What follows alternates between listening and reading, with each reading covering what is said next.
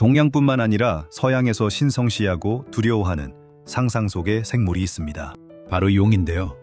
그런데 진짜 소름 돋는 건 한국이 지금 그 용의 알을 깨고 있다는 겁니다. 그것도 그냥 무기가 아니라 미국이 만들다 포기했고 한국이 끝까지 완성한 무기. 이름부터 묘합니다. 비궁.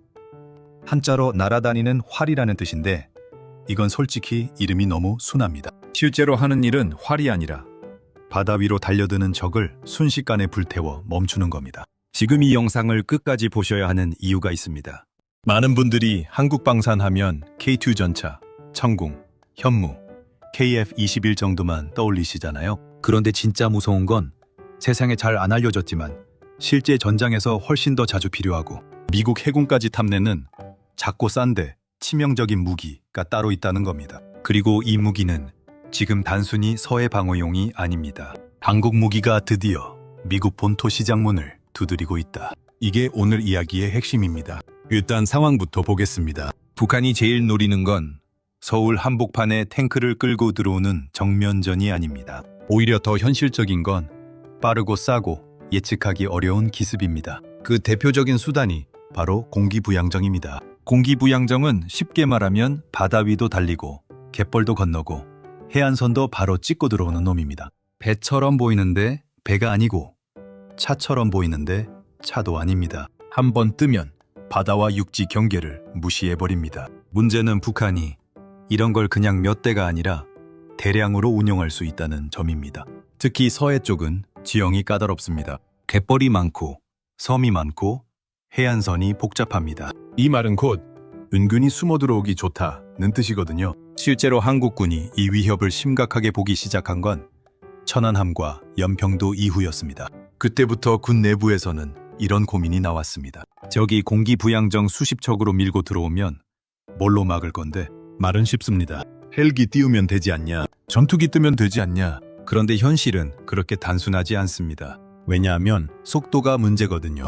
북한 기지에서 서북도서까지 오는 시간이 생각보다 너무 짧습니다. 말 그대로 아, 왔다 하는 순간 이미 해안선에 닿아버릴 수 있는 거리라는 겁니다. 그러면 값비싼 항공 전력을 띄우는 동안 이미 첫 파도 들어올 수 있습니다. 바로 여기서 한국이 만든 해답이 나옵니다. 비싸고 큰 미사일 말고 작고 많이 쏠 수 있는 정밀 무기 없냐? 그 질문에서 태어난 게 비궁입니다. 이게 왜 미쳤냐면요. 원래 70mm 로켓이라는 건 말 그대로 싸고 많이 쏘는 탄이었습니다. 정확도는 떨어져도 일단 뿌리는 무기였어요. 그런데 한국은 거기에 눈을 달아줬습니다. 싸구려 화살에 스스로 표적을 찾는 눈을 달았다. 이 표현이 제일 정확합니다.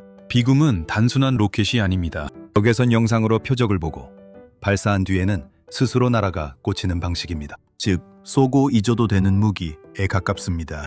이게 왜 중요하냐면 전장에서 한 발 쏘고 계속 붙잡고 유도해야 하면 다음 표적 대응이 느려집니다. 그런데 비궁은 쏘고 나면 다음 표적로 넘어갈 수 있습니다. 쉽게 말해 이런 겁니다. 공기부양정 1척이 아니라 10척, 20척이 때로 몰려온다고 가정해보죠.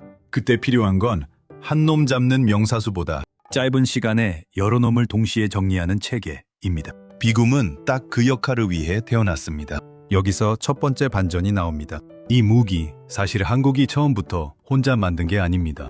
원래 미국 해군도 똑같은 고민을 했습니다. 작은 보트들이 때로 자살 돌격하면 이걸 뭐로 막지? 이 고민이 폭발한 사건이 있었습니다. 바로 예멘에서 미 해군 구축함 콜호가 공격당한 사건입니다. 그 이후 미국은 깨달았습니다. 큰 전함만 있으면 끝나는 시대가 아니구나. 몇십억짜리 미사일로 몇 천만 원짜리 소형 보트를 잡는 건 전쟁이 아니라 돈 태우기거든요. 그래서 미국도 저가형 정밀 유도 로켓을 만들려고 했습니다. 그런데 여기서 재밌는 일이 벌어집니다. 미국이 하다가 계산기를 두드려 보니 이게 생각보다 돈이 안 맞는 겁니다. 성능은 필요하지만 너무 비싸면 애초에 목적이 사라집니다. 그래서 한국과 손을 잡습니다. 이걸 좀 더 싸고 실전적으로 만들 수 없겠냐. 이게 바로 저가형 영상 유도 로켓, 이른바 러저 프로젝트의 시작입니다. 그리고 미국이 중간에 발을 빼는 동안 한국은 오히려 여기서 승부를 봅니다. 좋아, 너희가 안 하면 우리가 끝낸다. 이 대목이 진짜 중요합니다. 많은 나라가 기술 시제품은 만듭니다. 하지만 그걸 군이 실제로 굴릴 수 있는 체계로 만드는 건 완전히 다른 문제입니다. 이게 진짜 산업력이고 진짜 국가 체력입니다. 한국은 바로 그 마지막 고비를 넘긴 겁니다. 국방과학연구소와 LIG 넥스원이 이걸 붙들고 끝까지 밀어붙였습니다. 그 결과 나온 게 지금의 비공입니다. 작고 싸고 많이 쏠 수 있고 정확합니다. 솔직히 이 조합은 군사적으로 거의 사기급입니다. 왜냐하면 전쟁은 영화처럼 한 방에 끝내는 무기보다 현실적으로 계속 쓸 수 있는 무기가 더 중요하거든요. 비궁은 바로 그 영역에 들어갑니다. 그리고 두 번째 반전이 여기 있습니다. 이 무기의 진짜 무서움은 성능만이 아니라 가격입니다. 전쟁에서 가장 냉정한 숫자는 킬수가 아니라 교환비입니다. 쉽게 말해 얼마짜리로 얼마짜리를 잡느냐입니다. 헬파이어 같은 정밀 무기는 훌륭하지만 비쌉니다. 반면 비궁은 상대적으로 훨씬 낮은 가격으로 정밀 타격을 구현했습니다.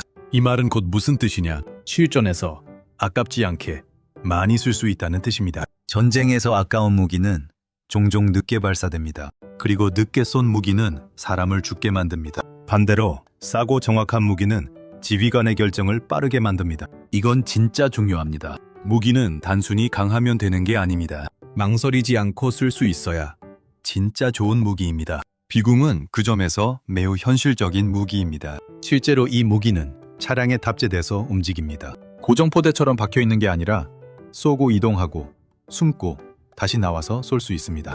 이게 왜 중요하냐면 현대전에서는 쏘는 순간 나도 위치가 드러나거든요. 즉, 먼저 쏘고 빨리 사라지는 놈이 오래 삽니다. 비궁은 한 차량에 대량 발사가 가능해서 적 입장에서는 그냥 미사일 몇 발이 아니라 불화살 벽처럼 느껴질 겁니다. 특히 공기부양정처럼 방어력이 약한 표적에겐 거의 악몽입니다. 한 발 위력이 탱크 잡는 급이 아니어도 목표가 다르기 때문에 충분합니다. 많은 분들이 무기 이야기하면 자꾸 이렇게 생각하십니다. 얼마나 센데? 그런데 더 중요한 질문은 이겁니다. 누굴, 어떤 상황에서 얼마나 효율적으로 잡는데? 비궁은 바로 이 질문에 아주 모범 답안을 내놓은 무기입니다. 여기서 잠깐. 이 대목에서 한국 온라인 반응도 뜨거웠지만 해외 반응이 더 재밌었습니다. 특히 미국 쪽 방산 커뮤니티와 군사 채널에서는 이런 반응이 많이 나왔습니다. 왜 미국은 이런 걸 못 끝내고 한국이 끝냈냐? 이건 작은 무기 같아 보여도 실제 해전에서 제일 쓸모 있는 계열이다. 이런 반응이 꽤 많았습니다. 그리고 이건 그냥 인터넷 칭찬이 아닙니다. 진짜 중요한 건 실사격과 평가입니다. 비궁은 이미 여러 시험에서 높은 명중률을 보여줬고 2024년 하와이 림팩 훈련 중 미국 국방부의 해외 비교 시험 최종 단계까지 통과하며 6개 표적을 모두 명중시켰습니다. 한마디로 이거 말만 번지르르 한 시제품 아니네? 를 미국이 직접 확인한 겁니다. Korea Jungang Daily. 그리고 오늘 기준으로 더 뜨거운 최신 뉴스가 나왔습니다. LIG DNA가 미국 현지 법인을 세웠습니다. 이게 무슨 뜻이냐? 이제 한국 무기를 미국 시장에 그냥 소개하는 단계가 아니라 진짜 사업으로 밀어넣겠다는 뜻입니다. 방산에서 현지 법인 설립은 장난이 아닙니다. 그 나라 군, 업체, 정치, 예산 구조까지 장기전으로 들어가겠다는 선언에 가깝습니다. Korea Jungang Daily. 이게 왜 시청자분들한테 중요하냐? 여기서부터는 단순 군사 뉴스가 아니라 돈의 이야기가 되기 때문입니다. 방산은 그냥 무기 하나 수출했다고 끝나는 산업이 아닙니다. 정비, 부품, 업그레이드, 훈련, 후속 계약, 현지 생산, 동맹 협력까지 줄줄이 따라옵니다.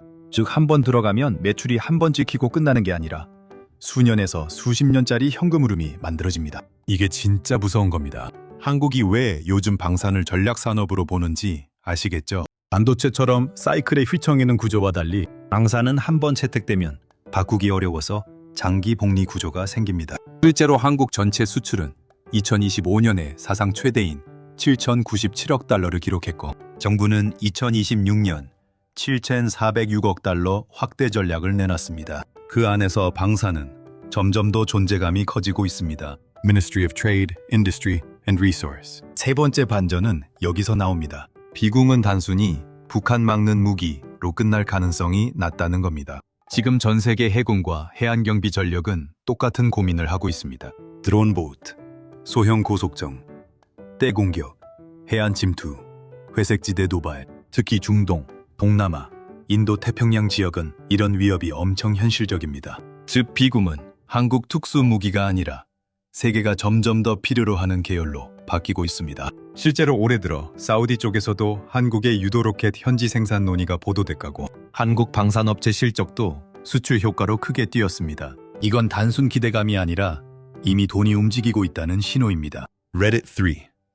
그러면 여기서 진짜 중요한 질문이 나옵니다. 왜 한국은 이런 걸 만들 수 있었을까? 정답은 화려한 천재성이 아닙니다. 오히려 정반대에 가깝습니다. 한국은 늘 부족했고, 늘 쫓겼고, 늘 빨리 답을 내야 했습니다. 그러다 보니 비싸고 멋진 것보다 지금 당장 쓸 수 있는 것을 만드는 습관이 생겼습니다. 이게 한국 제조업과 방산의 진짜 무서운 점입니다. 처음부터 가장 비싼 길로 가지 않습니다. 대신 현장에 바로 먹히는 답을 냅니다. 그리고 그 답을 빠르게 개량합니다. 그 축적이 쌓이면 어느 순간 남들이 못 따라오는 구간이 생깁니다. 비궁은 딱 그 상징입니다. 겉으로 보면 작은 로켓입니다. 그런데 그 안에는 한국식 문제 해결 방식이 들어가 있습니다. 비싸면 못 쓴다. 느리면 늦는다. 복잡하면 현장에서 죽는다. 이 세 가지를 동시에 피한 겁니다. 이쯤에서 하나 더 짚고 넘어가야 할 게 있습니다. 북한도 가만히 있지 않습니다. 2026년 들어서도 북한은 KN-25 같은 대구경 방사포 전력 과시를 이어가고 있고 대량 포화와 빠른 타격 개념을 계속 밀고 있습니다. 즉 한반도는 지금도 짧은 시간 안에 많이 쏘는 전쟁의 압박이 더 커지고 있습니다. Army Recognition. 그 말은 곧 한국군이 앞으로 필요한 무기도 점점 더 분명해진다는 뜻입니다. 거대한 전략 무기만이 아니라 싸고 빠르고 정확하게 많이 쓸 수 있는 무기, 바로 비군 같은 계열입니다. 그리고 저는 개인적으로 여기서 진짜 소름 돋는 포인트가 하나 있다고 봅니다. 한국은 늘 남이 만든 걸 잘 만드는 나라로 평가받았잖아요. 그런데 지금 방산에서 벌어지는 일은 조금 다릅니다. 이제는 남이 포기한 걸 끝내는 나라가 되고 있다는 겁니다. 이 차이는 엄청 큽니다. 전자는 하청형 사고고 후자는 플랫폼형 사고입니다. 전자는 주문을 기다리는 나라이고 후자는 기준을 만드는 나라입니다. 비공이 바로 그런 전환의 상징입니다. 누가 보면 작은 유도 로켓 하나일 뿐일 수 있습니다. 하지만 진짜 보는 사람은 압니다. 이건 단순 무기가 아니라 한국 방산이 어느 단계까지 올라왔는지를 보여주는 증거라는 거예요. 그리고 솔직히 더 중요한 건 이겁니다. 이런 무기 하나가 해외에서 채택되기 시작하면 그 다음부터는 한국산이라서 불안하다가 아니라 한국산이면 실전성과 가성비가 괜찮다로 인식이 바뀝니다. 그 순간부터 시장은 완전히 달라집니다. 브랜드는 광고로 생기지 않습니다. 결국 실정과 납품으로 생깁니다. 비궁은 지금 그 관문을 두드리고 있습니다. 아니, 솔직히 말하면 이미 문고리에 손을 올려놨습니다. 그래서 오늘 영상 제목이 단순히 한국의 비밀 무기로 끝나면 안 되는 겁니다. 정확히는 이겁니다. 미국이 포기한 무기를 한국이 완성했고 이제 미국에 다시 팔려 한다. 이건 진짜 영화 같은 이야기인데 지금 현실에서 벌어지고 있습니다. 결국 이 무기는 1000년을 기다리다 승천해 용이 된다고 하죠. 비궁도 조금 비슷합니다. 오랫동안 조용히 준비됐고 아는 사람만 알던 무기였고 드디어 지금 세계 무대 위로 올라가려는 순간에 와 있습니다. 그리고 저는 이게 시작일 가능성이 높다고 봅니다. 기궁 하나로 끝나는 게 아니라 앞으로 한국이 작고 싸고 똑똑한 무기 분야에서 엄청 강해질 수 있다는 신호일 수 있습니다. 현대전은 점점 더 그 방향으로 가고 있으니까요. 자, 여기서 진짜 궁금합니다. 여러분은 어떻게 보십니까? 한국 방산의 다음 대박은 전차, 전투기, 잠수함 같은 큰 무기 쪽일까요? 아니면 오늘 본 비궁처럼 작지만 실전성 있고 많이 팔리고 전장을 바꾸는 작은 무기 쪽일까요? 그리고 만약 미국이 정말 비궁을 본격 채택하게 된다면 이건 한국 방산 역사에서 어느 정도급 사건이라고 보시는지도 댓글로 남겨주세요. 이 정도면 진짜 용 됐다. 아니면 아직 이무기다. 이제 시작이다. 여러분 생각이 궁금합니다. 오늘 내용이 흥미로우셨다면 좋아요와 구독 부탁드리고 다음에도 뉴스 한 줄로는 절대 안 보이는 진짜 흐름 그리고 한국이 조용히 쌓아올리고 있는 무서운 힘을 끝까지 파헤쳐드리겠습니다. 사진 한 장으로 설명됩니다. 바다 위로 낮게 깔린 안개 그리고 그 안에서 갑자기 솟아오르는 불화살 40발 그게 지금 한국이 만들고 있는 용의 그림자입니다.